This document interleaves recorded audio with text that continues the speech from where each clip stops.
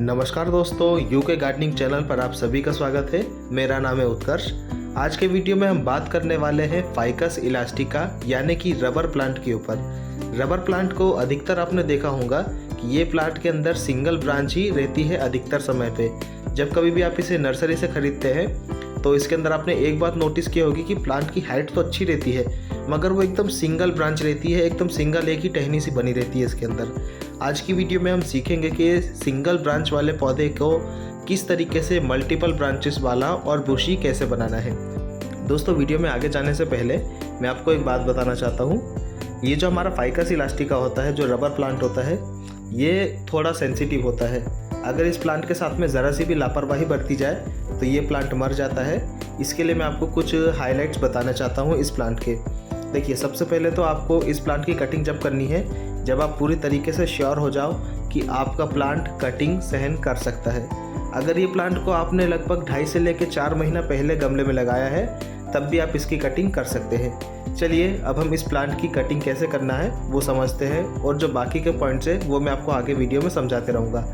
देखिए, सबसे पहले आपको सैनिटाइज़ किया हुआ कटर यूज़ करना है। सैनिटाइज़ किए हुए कटर को यूज़ करने से इस प्लांट के अंदर फंगस लगने के चांसेस बहुत कम होंगे।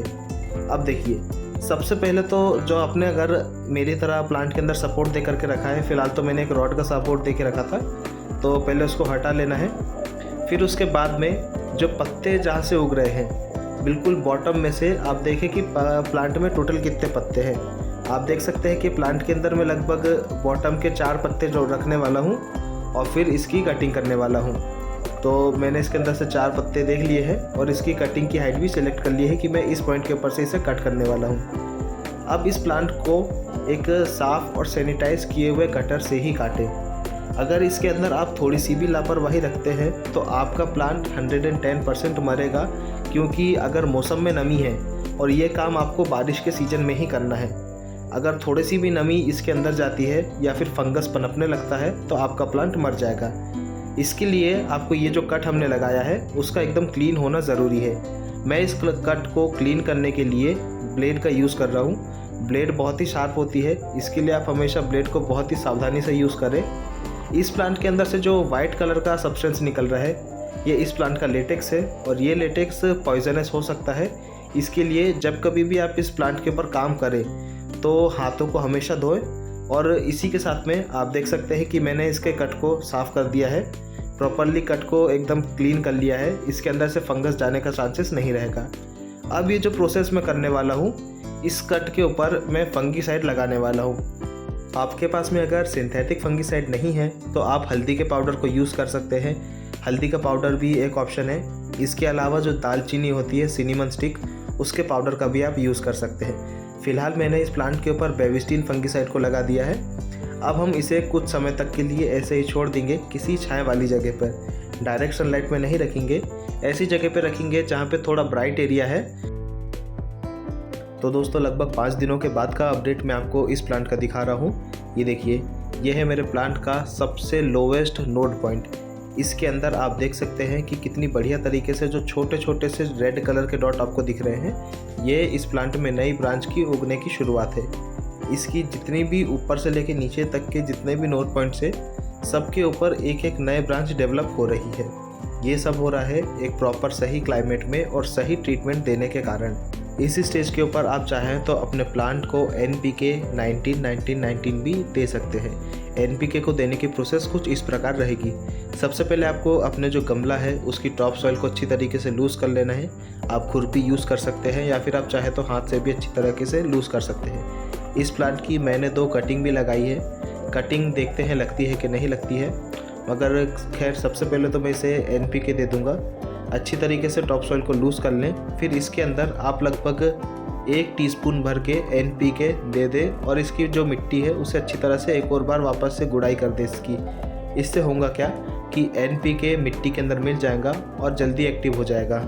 इस प्लांट को NPK दिए हुए लगभग 3 दिन बीत चुके हैं और प्लांट की कटिंग किए हुए 8 दिन हो चुके हैं। 3 दिनों के बाद में आप देख सकते हैं कि NPK देने की वजह से इस प्लांट की ग्रोथ के अंदर कितने चेंजेस आए हैं। जो नए ब्रांचेस के नोड पॉइंट्स है वो क्लियरली विजिबल है और साथ ही साथ में इस प्लांट की ग्रोथ भी और फास्ट हो रही है। इस स्टेज के ऊपर मैं मेरे प्लांट के अंदर एडिशनल में कुछ फर्टिलाइज़र का मिक्स देता हूँ। ये फर्टिलाइज़र मिक्स आप अपने किसी भी प्लांट की कटिंग करने के बाद में दें तो उससे आपके प्लांट की ग्रोथ बहुत बूस्टअप होती है। जैसा कि मैं हर वीडियो में बोलता हूं कि किसी भी ड्राई फर्टिलाइज़र को यूज़ करने से पहले आप अपने गमले की मिट्टी को अच्छी तरीके से लूज़ कर लें, फिर आप फर्टिलाइज़र का यूज़ करें। तो ये भी एक प्रकार का ड्राई फर्टिलाइज़र है, तो मैंने गमले की मिट्टी को लूज़ कर लिया है। इस फर्टिलाइज़र मिक्स के अंदर मैंने लगभग 3 पार्ट वर्मी कंपोस्ट लिया है। इसके अंदर 1 पार्ट बोन मील और 1 पार्ट नीम खली है। ये तीनों ही चीज़ों को मैंने अच्छी तरह से मिला लिया था। फिर इसके अंदर मैंने लगभग 2 टीस्पून भर के NPK 19-19-19 को मिलाया हूँ, ताकि इसके अंदर NPK की वैल्यू और बढ़ जाए। ये फर्टिलाइज़र की लगभग 2 से लेकर 3 मुट्ठी मैं इस प्लांट में दे दूँगा और फिर इसे लगभग 1 हफ्ते तक मैं इसे बिल्कुल डिस्टर्ब नहीं करूँगा। फर्टिलाइज़र को देने के बाद में हमेशा की तरह मैं इस प्लांट की जो मिट्टी है उसके अंदर ही फर्टिलाइज़र को अच्छी तरह से मिला दूंगा। मैं इस फर्टिलाइज़र मिक्स को मेरे प्लांट में हफ्ते में 1 बार देने वाला हूँ। इसको देने से प्लांट की ग्रोथ बहुत बढ़िया रहेगी। ये सेम प्लांट है। 19 दिनों के बाद में आप देख सकते हैं कि इस प्लांट की ग्रोथ कितनी बढ़िया हो रही है। इसके अंदर आप देख सकते हैं कि जो नई ब्रांचेस आ रही थी उनकी ग्रोथ एकदम विजिबल हो चुकी है। शुरू में आपने देखे होंगे कि बारीक बारीक से एकदम छोटे छोटे से डॉट दिख रहे थे, मगर अब आप क्लियरली देख सकते हैं कि ये प्लांट कितना हेल्दी है और इसके अंदर नई ब्रांचेस कितनी ज़्यादा आ रही है। सेम ट्रीटमेंट आप भी अपने प्लांट को दे सकते हैं और अपने फाइकस इलास्टिका यानी कि रबर प्लांट को बुशी बना सकते हैं। दोस्तों, वीडियो के एंड में बस इतना ही कहना चाहूँगा कि अगर आपके मन में कुछ क्वेश्चन है तो प्लीज़ कमेंट सेक्शन में पूछ लीजिए, मैं उसे जल्द से जल्द आंसर कर दूंगा। आप मुझे चाहें तो इंस्टाग्राम के ऊपर फॉलो भी कर सकते हैं। मेरे प्रोफाइल का लिंक आपको डिस्क्रिप्शन में मिल जाएगा और मैंने आपके स्क्रीन के ऊपर भी दे दिया है। ये वीडियो पसंद आया हो तो वीडियो को लाइक कर दीजिए।